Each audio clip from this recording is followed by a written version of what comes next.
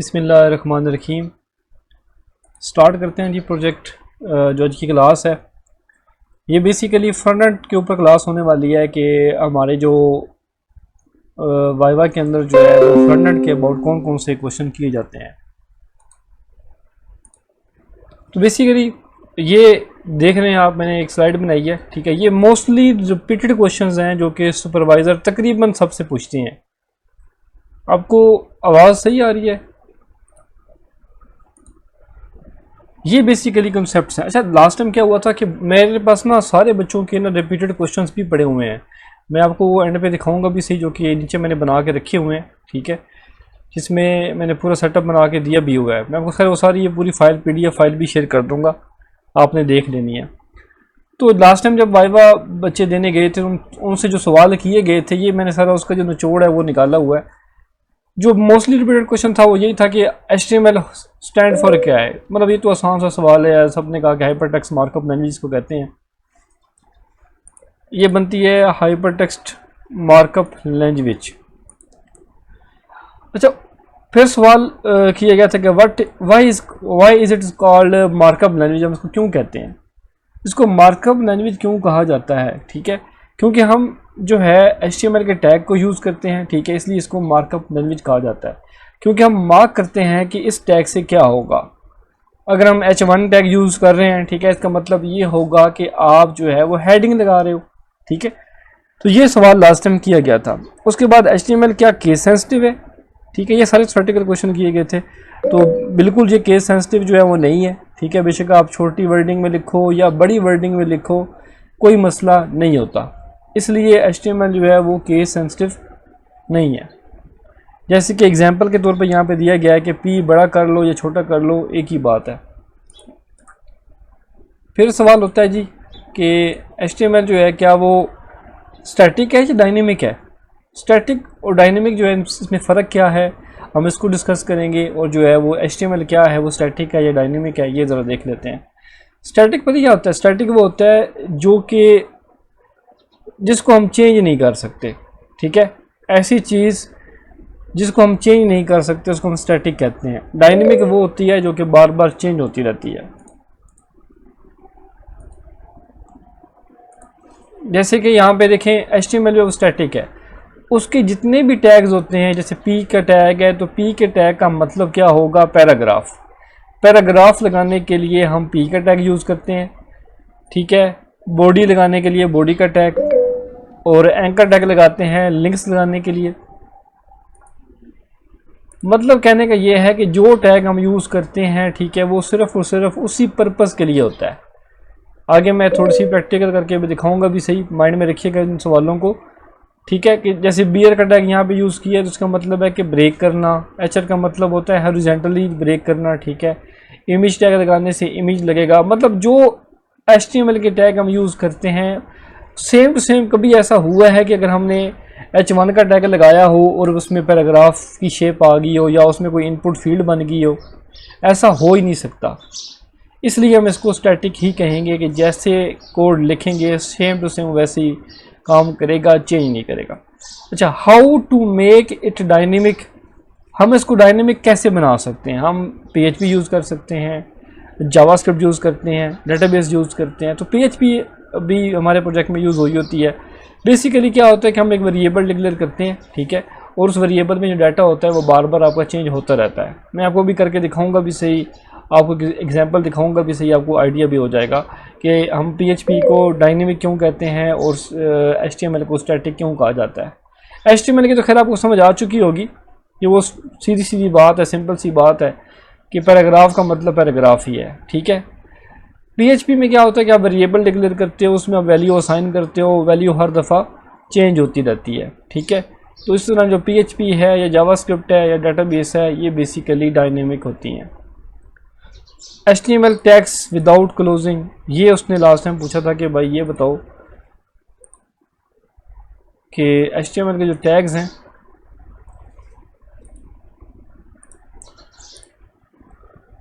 Without closing tag कौन से, और क्लोजिंग टैग मतलब 5 बता दो।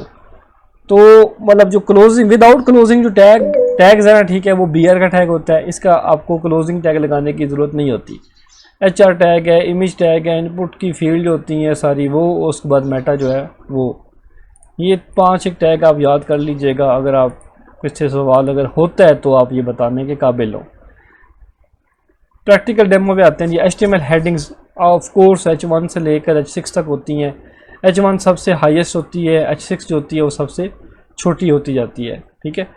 HTML टैग विद क्लोजिंग, तो ये आप लगा सकते हो। पैराग्राफ, डिव है, तो ये तो खैर ढेरों मिल जाएंगे, ठीक है। वो एंकर टैग लगाओ, स्पैन लगाओ, डिव लगाओ, टेबल का टैग लगाओ, TR टैग लगाओ, TD लगाओ, TH लगाओ, तो ये तो ढेरों ढेर याद होंगे आपको। बोल्ड का टैग है, बोल्ड लगाने के लिए आपको बोल्ड का टैग यूज़ करना पड़ता है, या फिर आप स्ट्रॉन्ग का जो टैग है वो यूज़ करेंगे तो आपका बोल्ड बन जाता है। जैसे ये एग्जांपल में दिया भी हुआ है कि जैसे यहाँ पे दिस इज लिखा हुआ है, फिर उसके बाद इसको बोल्ड कर दिया है, आगे टेक्स्ट है, तो यहाँ पे जो ये वाली चीज़ होगी ये सिर्फ बोल्ड होगी, बाकी जो है वो सिंपल रहेगी। बटन सिंटैक्स इन HTML, ये भी आपको याद होना चाहिए, ठीक है। ये बेसिकली एक सिंटैक्स है छोटा सा, ठीक है। अगर आपको कह दें कि बटन लगा के दिखाओ तो आपको ये बटन बनाना आना चाहिए, ठीक है।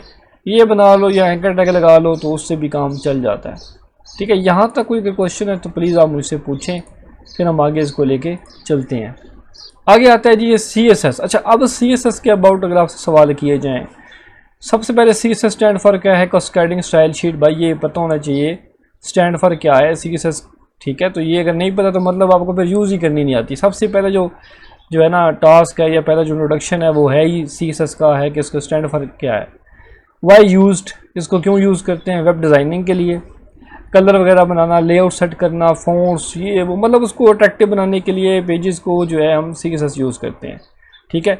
तो ये एक पूरी की लैंग्वेज है, ठीक है, जो कि सिर्फ और सिर्फ डिज़ाइनिंग के लिए बनाई गई है कि आपके जो HTML के टैग्स हैं उनके ऊपर आप डिज़ाइन करो, या क्लासेस बना के उसके अंदर आप क्लासेस यूज़ करो, या ID बना के आप ID यूज़ करो, ठीक है। तो ये डिपेंड करता है आपके ऊपर कि आप CSS को कैसे अप्लाई करते हैं, कैसे यूज़ करते हैं। Type of CSS, basically CSS की को इम्प्लीमेंट करने की जो तरीके हैं वो 3 हैं। एक होता है इनलाइन CSS, जो कि मेन टैग के अंदर जो है वो काम करती है, ठीक है। अप्लाई टू सिंगल एलिमेंट, मतलब एक ही सिंगल एलिमेंट के अंदर आपने कोई चेंजिंग करनी है, आप इनलाइन यूज़ कर लो, सबसे बेस्ट है, और प्रायोरिटी बेस्ड जो है वो इनलाइन ही है। उसके बाद आती है इंटरनल, जो कि आपके उसी टैग के अंदर जाके यूज़ होती है। जैसे यहाँ पे हम एक ना कुछ सबलाइन पे कोड ओपन कर भी लेते हैं ताकि आपको समझ आती रहे। जैसे यहाँ पे यूज़ हुआ पड़ा होगा, ठीक है, यहाँ पे कोई CSS अप्लाई की हुई है, कहीं भी नहीं की।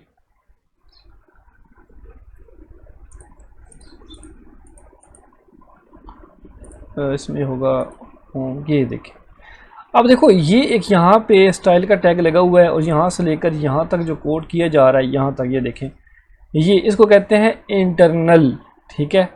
ये हमारा इंटरनल जो है वो कोड है CSS का, ठीक है। मतलब कोड के अंदर जो है उसी फाइल के अंदर जो है हमने ऊपर हेड के अंदर कोड किया हुआ है। अगर आप यहाँ पे स्टाइल लिखते हो ऐसे करके, और यहाँ पे कलर या जो भी चीज़ आपने चेंज करनी है, ठीक है, तो ये जो कोड किया गया ये बेसिकली होता है इनलाइन, ठीक है। पहला इम्प्लीमेंटेशन, दूसरी इम्प्लीमेंटेशन यहाँ पे है ये वाली, ठीक है।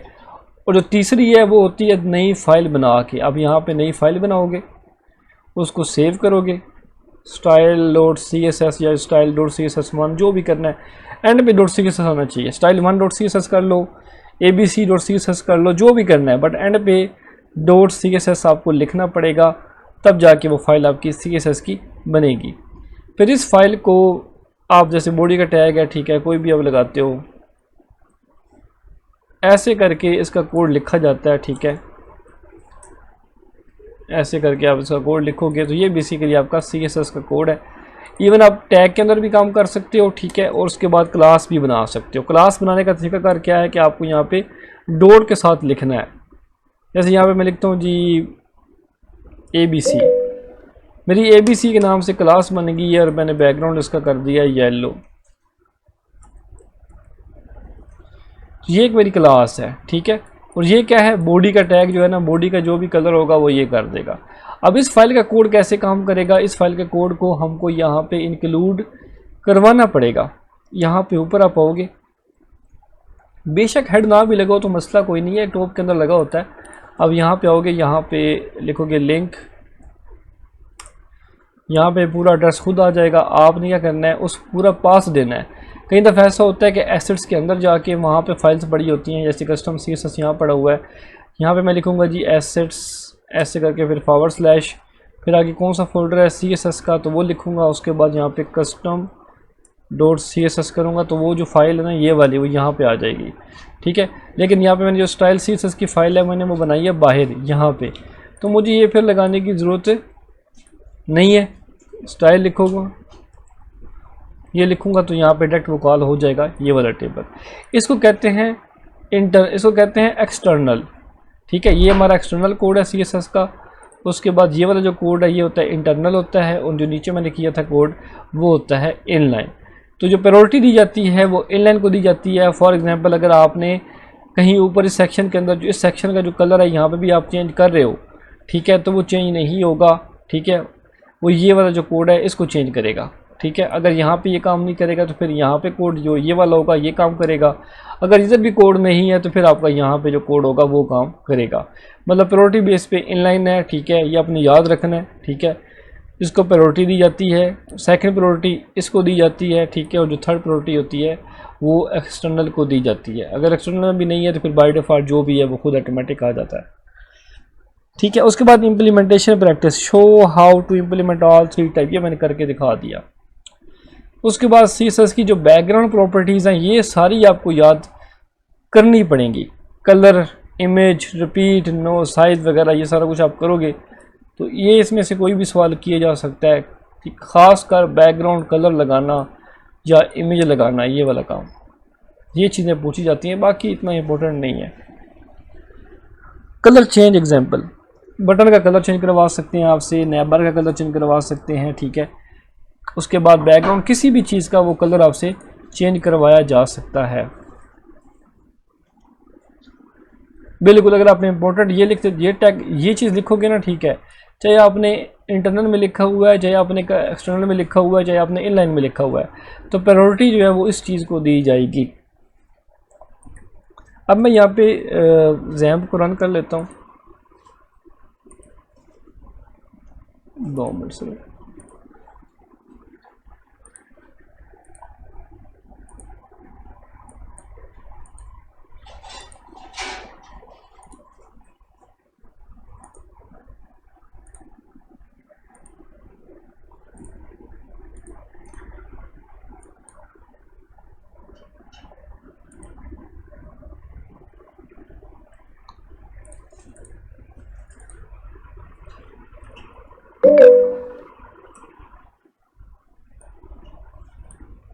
ये तकरीबन आप देख भी चुके होंगे कि मैंने वो जो चेंजिंग्स की थी ना वो यहाँ पे अब हो चुकी हैं। ये देख रहे हो आप, उसने वो बैकग्राउंड ये जो टेक्स्ट कलर वगैरह उसने सेट किया हुआ है। तो मैं क्या करता हूँ यहाँ पे भाई आके सारी चीज़ें जो है वो उड़ाऊँगा, ठीक है।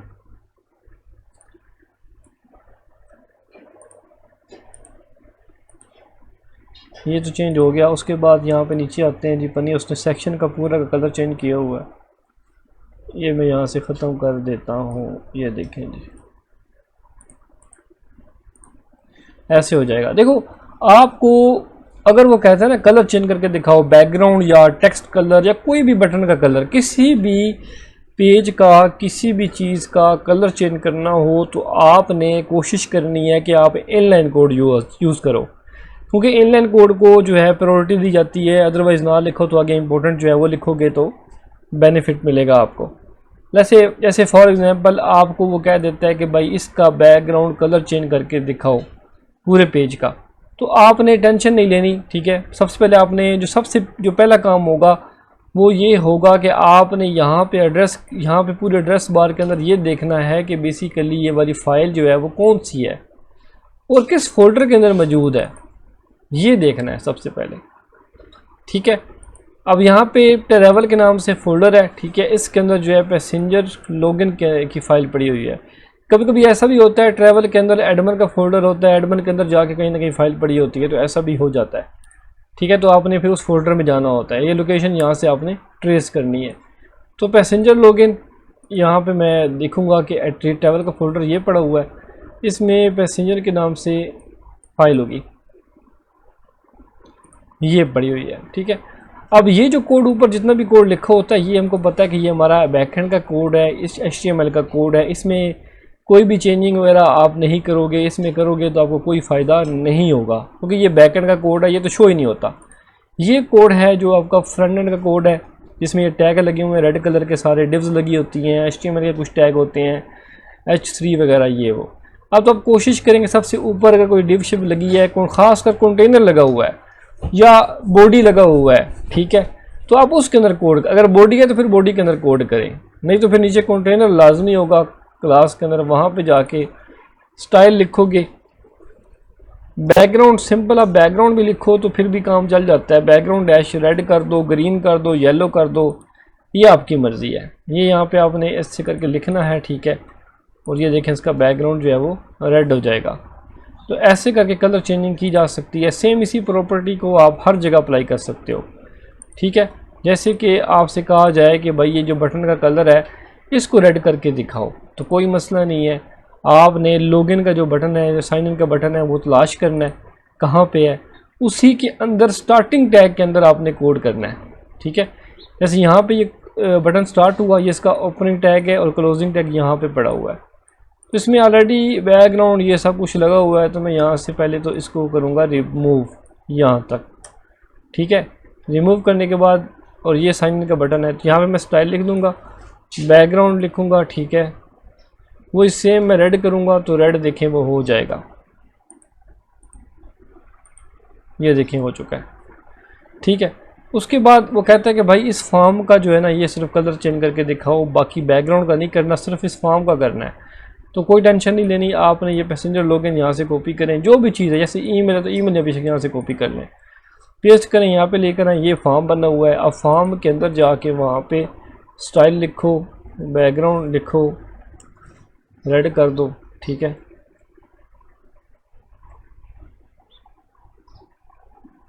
एक मिस्टेक हो गई है, पता नहीं अब क्या हो, अच्छा ये ठीक है, बैकग्राउंड रेड कर देते हैं। ये देखिए आप, ये अच्छा इसने इसका रेड कर दिया है। अगर ऐसा हो जाए तो परेशान नहीं होना, थोड़ा सा इससे बैक आना है, यहाँ पे आपने कलर चेंज कर देना है। आप बेशक किसी कोड को कॉपी करो, उसी के सामने बेशक कॉपी करो, ठीक है, कट करो। ये डिव की क्लास लगी हुई है ना ये वाली, ये लॉगिन है, तो लॉगिन के नीचे यहाँ पे, या फिर आप यहाँ पे भी कर सकते हो, बट मैं चाहता हूँ कि मैं यहाँ पे करूँ, इधर तो वो पूरा फिर बैकग्राउंड चेंज हो जाएगा। ये देख रहे हैं आप, वो इसने इसका बैकग्राउंड चेंज कर दिया है, ट्राई आपने कर लेना है, ठीक है। उसके बाद आगे चलते हैं जी। अगर वो कह दे कि ये ऊपर नेबर शो हो रही है, इसका कलर चेंज करके दिखाओ, तो आपने क्या करना है, यहाँ पे ये देखना होता है, यहाँ पे कुछ फाइलें इंक्लूड हुई होती हैं, जैसे यहाँ पे टॉप बार है, ठीक है, उसने नैब बार का नाम टॉप बार मैंने रखा हुआ है, तो टॉप बार यहाँ पे आप सर्च करोगे कहाँ पे है, सबका ज़्यादा नैब बार होता है, फिर यहाँ पे इसका टॉप बार रखा हुआ है, कोई बड़ी बात नहीं है। यहाँ पे आप आओगे, ठीक है, ये CSS की क्लासेस वगैरह लगी हुई हैं ऑलरेडी, ठीक है, ये बैकग्राउंड लगा हुआ है, ठीक है। तो आप यहाँ पे ये नैब, ये यहाँ पे तो ट्राई करते हैं, ठीक है, मैंने यहाँ पे पेस्ट किया, लेकिन ये होगा नहीं, मुझे लग रहा है ऐसा। अच्छा हो गया है, सही है।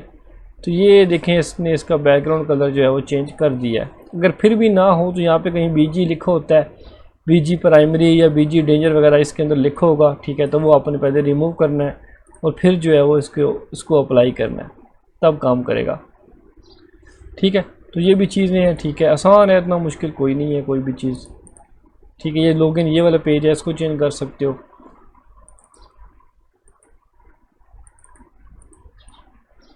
तो आपको किसी भी चीज़ का अगर वो कह देना कि भाई कलर चेंज करके दिखाओ, तो ये कम से कम आपको किसी भी पेज का, किसी भी कार्ड का, किसी भी साइड बार का आपको आता हो। जैसे अब ये साइड बार है, तो आपने ऑपरेटर डैशबोर्ड ओपन करना है, इसमें देखना है जी इंक्लूड में टॉप बार ये पड़ी हुई है और साइड बार ये सारी की सारी शो हो रही है, ठीक है, ये कोस्ट है, ये सब कुछ है। तो आपने क्या करना है, यहाँ पे आपने इस पर क्लिक करना है, ठीक है। ये हमारी डिव यहाँ से स्टार्ट हो रही है, ऊपर कमेंट भी दिया हुआ है, तो यहाँ पे आप आके स्टाइल लिखोगे, बैकग्राउंड लिखोगे, रेड करके ट्राई करके देख लो कि क्या कलर चेंज हो रहा है कि नहीं हो रहा। ये हो गया, बट नीचे हुआ है, उसके अंदर जो है वो नहीं हुआ। अंदर को करने के लिए आपको ये पूरा कोड यहाँ से करना पड़ेगा कॉपी, ठीक है। और ये नेम है, यहाँ पे ट्राई करके देखते हैं। ये देखें यहाँ पे ये हो गया, सही है। तो ये ऐसे करके मतलब आप यहाँ पे भी कर सकते हो, दोनों जगह करोगे तो वो कंप्लीट जो है वो यहाँ तक हो जाएगा। तो ऐसे करके किया जा सकता है कलर चेंज। अच्छा, उसके बाद आगे चलते हैं जी, फॉर्म एलिमेंट और जावा स्क्रिप्ट। भाई सबसे जो इम्पोर्टेंट है ना वो यही है, फॉर्म एलिमेंट्स आपको सारे के सारे जो है वो आने चाहिए। मैं यहाँ पे चेक कर लूँ कोई रह तो नहीं गया, ठीक है। अच्छा, फॉर्म एलिमेंट बड़े इंपॉर्टेंट हैं, ठीक है। आपको सारी की सारी इनपुट टाइप जो है ना वो सारी की सारी आनी चाहिए। टाइप, उसकी पासवर्ड, उसका कलर, ये वो सब कुछ। ये मैंने लास्ट टाइम W3 स्कूल से पता नहीं कितनी दफ़ा मैं रिपीट कर चुका हूँ, ठीक है, कि ये जो सवाल है ना ये लाजमी करें तैयार। ये बड़ा इंपॉर्टेंट है, ये तकरीबन ऑलमोस्ट पूछा जाता है, ये करवाया जाता है। यहाँ पे ये देखें HTML फॉर्म के अंदर आप जाओगे, यहाँ पे ये इनपुट टाइप बड़ा हुआ है, ठीक है। ये सारी इनपुट टाइप जो फील्ड्स हैं ना ये आपको सारी की सारी आनी चाहिए, ठीक है। ये आपने प्रैक्टिस भी करनी है और आपने अप्लाई भी करनी है 1 बाय 1, और मुझे आपने फ़ोटो बना के भेजनी भी है कि हमने ये अप्लाई किया है। उसके बाद वाई यूज़ हाइड, मतलब ये सवाल अक्सर बात मैंने पूछा जाता है कि आपका पासवर्ड जो है वो हिडन फॉर्म में क्यों है, तो आपने बताना है सर बेसिकली वो उसकी जो टाइप है वो पासवर्ड है। तो आपसे ये सवाल करवाया जा सकता है कि आप इसको जो है शो करके दिखाएं, तो वो आपने पासवर्ड की जगह जो होगा ना वहाँ पे टेक्स्ट लिखोगे तो वो शो हो जाएगा। बाकी रीसेट का जो बटन है वो बनवाया गया था लास्ट टाइम, ठीक है, जो कि क्या करता है जितनी भी हमारी इनपुट फील्ड्स हैं वो सारी की सारी क्लियर हो जाती हैं। तो ये आपको सारी इनपुट फील्ड्स आनी चाहिए, रेडियो बटन, चेक बॉक्सेस वगैरह वगैरह सारे आपको आने चाहिए। What is Java script? Client side scripting language है भाई, ठीक है। इसमें क्या होता है कि सर्वर को हमें सर्वर रिक्वायर्ड नहीं होता, ये भी बेसिकली एक लॉजिकल लैंग्वेज है, ठीक है। इसको हम स्क्रिप्टिंग लैंग्वेज कहते हैं, ठीक है। लेकिन ये होती है क्लाइंट साइड, सर्वर साइड नहीं होती, क्योंकि इसके लिए हमको ज़ैम्प या वैम्प या कोई ऐसा वैसा जो सर्वर होता है वो इंस्टॉल करने की ज़रूरत नहीं होती, इसलिए हम इसको क्लाइंट साइड स्क्रिप्टिंग लैंग्वेज कहते हैं। जैसे PHP भी एक स्क्रिप्टिंग लैंग्वेज है, बट वो सर्वर साइड स्क्रिप्टिंग लैंग्वेज है। ये क्या है? क्लाइंट साइड स्क्रिप्टिंग लैंग्वेज है। रन ऑन ब्राउज़र, ब्राउज़र के ऊपर रन होती है। Use for form validations, events, interactive pages को बनाने के लिए, तो ये बेसिकली यूज़ होती है। फॉर्म में कुछ वैलिडेशंस होती हैं उनको सेट करने के लिए कि भाई इस इनपुट फील्ड को फिल करने के लिए आपके जो करैक्टर्स हैं वो इतने होने चाहिए, कुछ बड़े हों कुछ छोटे हों वगैरह वगैरह। जैसे आपका LMS का पासवर्ड है या उसकी ID है, वो चेक करता है कि इसमें BC और ये जो चीज़ें हैं वो आनी चाहिए। इससे अलावा कुछ टैरिक वगैरह लगाओगे तो वो एक्सेप्टेबल नहीं है। बाकी जैसे आपके फॉर्म के अंदर जो है वो सारी चीज़ें ऐसी होती हैं जो कि आपने खुद वैलिडेट करवानी होती हैं। ईमेल जो है वो उसका जो है वो आपने देखना होता है पैटर्न के कौन सा यूज़ किया जा रहा है वगैरह वगैरह, ठीक है। बाकी ऐसे करके ये इसका डेमो है, ठीक है, कि आपको ऐसे ऐड करके जो मैसेज शो होता है बेसिकली वो जावास्क्रिप्ट की तरफ से लगा होता है। उसका जो कोड होता है वो कुछ इस टाइप का लिखा होता है। तो कहीं भी बटन के अंदर किसी भी HTML के टैग के अंदर ऑन क्लिक लिखा हो तो उसका मतलब ये है कि जो ये वाला कोड है ये बेसिकली जावास्क्रिप्ट को रिप्रेजेंट कर रहा है, ठीक है। उसके बाद आगे चलते हैं। अच्छा, जावास्क्रिप्ट का जो कोड होता है वो बेसिकली कुछ इस टाइप का भी होता है। कई दफ़ा नीचे स्क्रिप्ट लगा होता है। ट्राई कर लेते हैं, यहाँ पे टॉप बार में देखते हैं जी।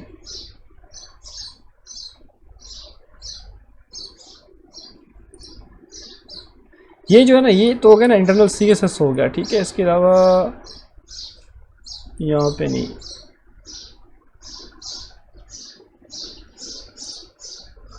ये कहीं ये देखें ये जो है ना ये भी बेसिकली आपका जावास्क्रिप्ट का कोड है। ये जो चीज़ है ये भी बेसिकली जावास्क्रिप्ट का कोड को रिप्रेजेंट कर रही है। और ये वाला जो स्क्रिप्टिंग है सारी की सारी ये होती है बूटस्ट्रैप की जावास्क्रिप्ट। तो ये बेसिकली बूटस्ट्रैप की जो JS है वो यहाँ पे ये लगी हुई है। बाकी एसेट में जाओगे, JS के अंदर जाओगे तो यहाँ पे देखिए फंक्शन कुछ बने हुए हैं। ऑटो हाइड नोटिफिकेशन का है, कैलकुलेट टोटल फेयर का है, ठीक है, फॉर्मेट करेंसी का है, ठीक है। मोबाइल वैलिडेशन मैंने कहा था फॉर्म वैलिडेशन के अंदर यूज़ होता है। लोडिंग स्पिनर वगैरह ये वो स्पाइनर वगैरह होता है। उसके बाद ये सारी जो चीज़ें हैं ना सारी फॉर्म वैलिडेशन के रिलेटेड ही हैं, तो ये चीज़ें देखें सारी की सारी आपकी जावास्क्रिप्ट यहाँ पे यूज़ हो रही है। तो ऑलमोस्ट इसमें से कोई सवाल नहीं करवाते, बस पूछते हैं कि कहाँ पे यूज़ किया है, क्यों यूज़ किया है, तो आप बता सकते हो सर ये बेसिकली इस पर्पज़ के लिए है। कॉपी टू क्लिप बोर्ड में डाटा को कॉपी करने के लिए, फॉर्म का डाटा जो है वैलिडेट करने के लिए, चार्ट कलर की रिपोर्ट वगैरह दिखाने के लिए उसके कलर्स के अंदर, ठीक है। तो ये सारी कुछ चीज़ें हैं, ये सारी चीज़ें हैं जी, ठीक है। उसके बाद क्वेश्चन आंसर, चलें ये फिर मैं आपसे सवाल करता हूँ। ये सवाल आपने कुछ कर लेने हैं, HTML के 5 टैग आपने बताने हैं, ठीक है। क्लोजिंग कौन से हैं, ये सारे आपने सवाल रिपीट करने हैं, एक दफ़ा देख लेना है। मैं आपसे सवाल करता भी हूँ अभी। ये कुछ समरी है शॉर्ट सी, HTML स्टैंड फॉर क्या है, CSS स्टैंड फॉर क्या है, PHP स्टैंड फॉर क्या है, वगैरह वगैरह। PHP सर्वर साइड लैंग्वेज है, ठीक है। डाटा साइंसेस के वेरिएबल डिक्लेयर होते हैं। इको करने के लिए हम प्रिंट और इको या ना ये दोनों चीज़ें यूज़ करते हैं प्रिंट करने के लिए। इको भी वर्ड यूज़ होता है और प्रिंट भी यूज़ होता है। इसमें कुछ सेशन वगैरह के अबाउट भी चीज़ें बताई जाती हैं। तो ये कुछ शॉर्ट वर्डिंग में जो कोड लिखा हुआ है, CSS का जो कोड होता है वो ऐसे इम्प्लीमेंट होता है। ये PHP का कोड इम्प्लीमेंटेशन हैं, ये देखें प्रिंट करवाया जा रहा है। फिर ये डेटाबेस की जो है वो क्यूरीज वगैरह हैं, ठीक है। तो बस इतना सा काम है। How to markup language, HTML को मार्कअप लैंग्वेज क्यों कहते हैं, ठीक है, because it use tags to mark and structure content. HTML case sensitive है या नहीं है, बिल्कुल जी नहीं है, HTML को हम केस सेंसिटिव नहीं कहते। तो ये देखें ये कुछ कोड पड़ा भी हुआ है, ठीक है। HTML का ये कोड है, इसमें ये हेड के अंदर ये जो कोड किया गया ये बेसिकली एक्सटर्नल CSS को यहाँ पे इम्प्लीमेंट कर रहे हैं, ठीक है। बाकी ये जो कोडिंग है सारी ये आपकी HTML की है, ये फिर CSS की कोडिंग है, ठीक है। तो यहाँ पे आगे चलते हैं जी। मैंने ना फाइल सेव की थी, मैं बस वो देखना चाह रहा हूँ कि वो कहाँ पड़ी है। तो ये ना कुछ बच्चों ने ना अपने लास्ट टाइम जो थे ना एक्सपीरियंस शो किए थे, जैसे गुलाम अब्बास का एक प्रोजेक्ट था, ठीक है। इसको कैरी करें या छोड़ दें, क्या कहते हैं? मेरे ख्याल में ये चीज़ें करनी चाहिए।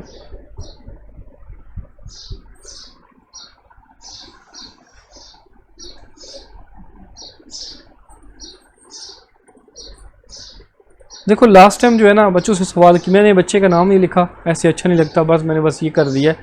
सुपरवाइज़र गुलाम अब्बास है, ठीक है। इसने जो है ना वाइवा लिया है, इसने जो पहला सवाल किया है वो बच्चे से जो प्रोजेक्ट है वो साइन इन करवाया है।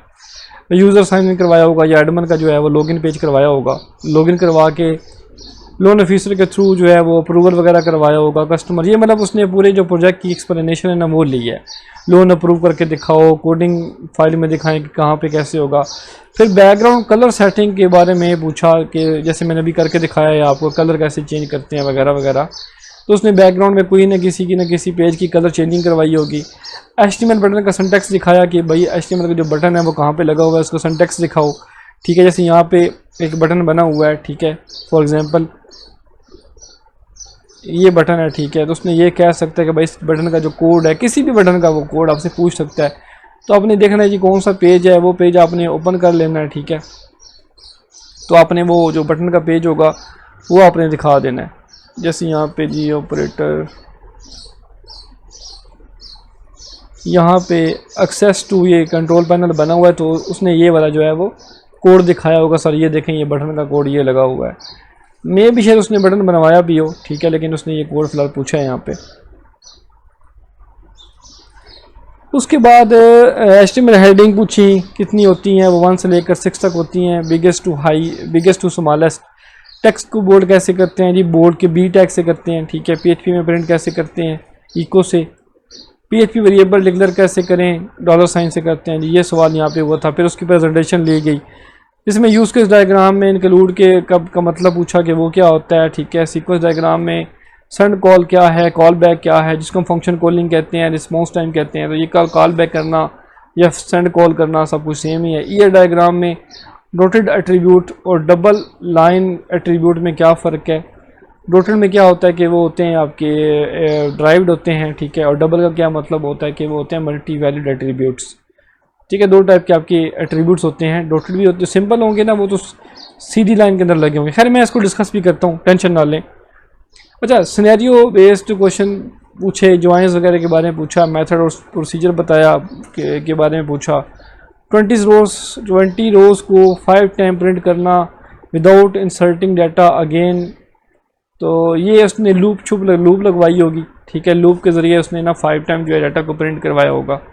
कंपोजिट की क्या है, ठीक है, ये सारा कुछ आपका फेवरेट सब्जेक्ट के अबाउट जो है वो सवाल किए गए हैं।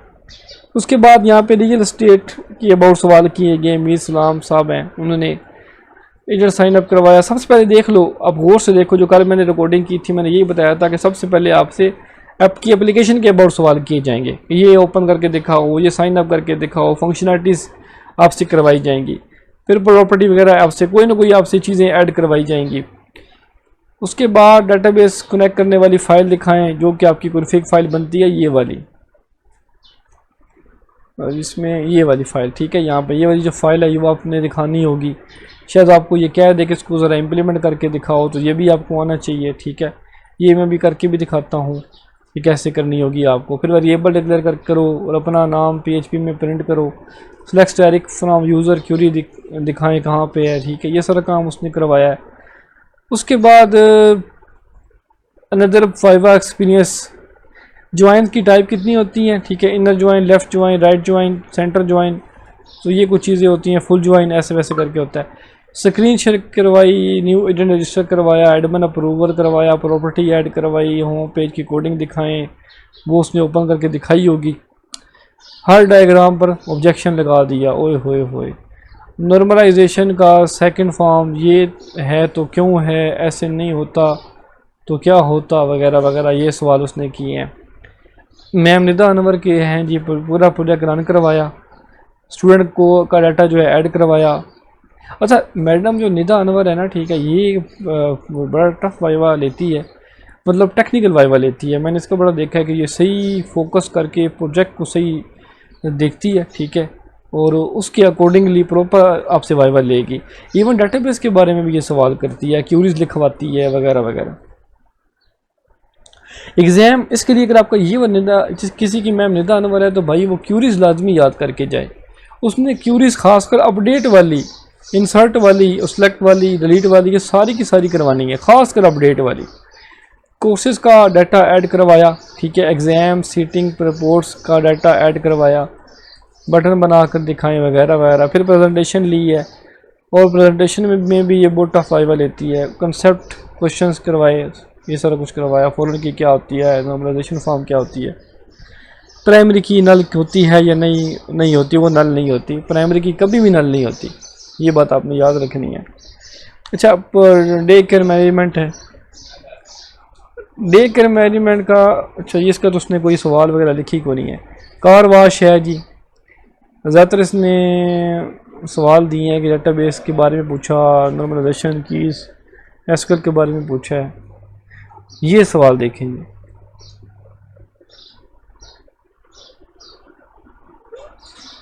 एजेंट रजिस्ट्रेशन करवाई है उसने, ठीक है, प्रॉपर्टी अपलोड करवाई है। प्रॉपर्टी का डाटा कैसे शो करते हैं एसक्यूएल से, वो स्लैक की क्यूरी लगा के आपने ये वाला कोड लिखना है तो काम हो। ये टेबल का नेम है और ये बाकी स्टार का मतलब है सारे के सारे कॉलम। डाटाबेस का नाम क्या है वो आपने एक्चुअल डाटाबेस में जाके वहाँ से देखना होता है कि मेरे डाटाबेस का नाम क्या है। यहाँ से भी देख सकते हो, यहाँ पे DB कनेक्ट में जाके यहाँ से भी बता सकते हो कि उसका नाम ट्रैवल है। और इंसर्ट क्यूरी, बल्कि ये आपने ना पहले याद कर लेना है, ऐसा ना उसके दौरान आप देख रहे हो, ठीक है, तो ये डाटाबेस का नाम तो कम से कम पहले ही पता होना चाहिए। इंसर्ट क्यूरी कैसे लिखते हो वो भाई ये इसका पूरा सिंटैक्स लिखा हुआ है। इंसर्ट इनटू, फिर टेबल का नाम, फिर कॉलम्स के सारे नेम्स आते हैं जितने भी टेबल के अंदर कॉलम्स हैं, फिर वैल्यूज़ होती हैं, ठीक है, वो इंसर्ट हो जाता है। ड्रॉप कमांड क्या होती है, ड्रॉप कमांड किसी पूरे टेबल या डाटा बेस का को परमानेंटली डिलीट करने के लिए जो है वो यूज़ होती है, वो ड्रॉप एसक्यूएल यूज़ होती है, ठीक है, मतलब टेबल का या डाटाबेस का को मुकम्मल, जैसे मैंने आपके सामने बल्कि मैं करके दिखाता भी हूँ, बस ये असद के नाम से है, यहाँ पे जाऊँगा, ठीक है, और ऑपरेशन में यहाँ पे जाऊँगा, ठीक है, ऑपरेशन में जाके यहाँ पे होगा ड्रॉप द डाटाबेस, इस पर क्लिक करूँगा तो वो डाटाबेस ड्रॉप हो जाएगी। सेम एज इट इज़, अगर जैसे ब्यूटीफाई है या कोई भी ऐसा टेबल है उस पर क्लिक करता हूँ, ठीक है, उस पर क्लिक करके उसमें मैंने जाना है जी ऑपरेशन के अंदर, ठीक है, और उस टेबल को अगर मैंने ख़त्म करना है तो यहाँ पे एम्प्टी टेबल होगा, empty the table delete from कर देना है, या डिलीट द टेबल करेंगे तो मुकम्मल का मुकम्मल डिलीट हो जाएगा। ठीक है, यहाँ पे चेक भी कर सकते हो आप।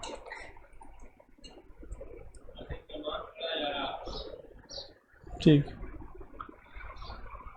यहाँ पे क्या होगा, टेबल आपका रहेगा, उसमें जो डाटा होगा ना वो डिलीट हो जाएगा। ठीक है, ये क्या करेगा, डाटाबेस में जो डाटा है उसको एम्प्टी कर देगा।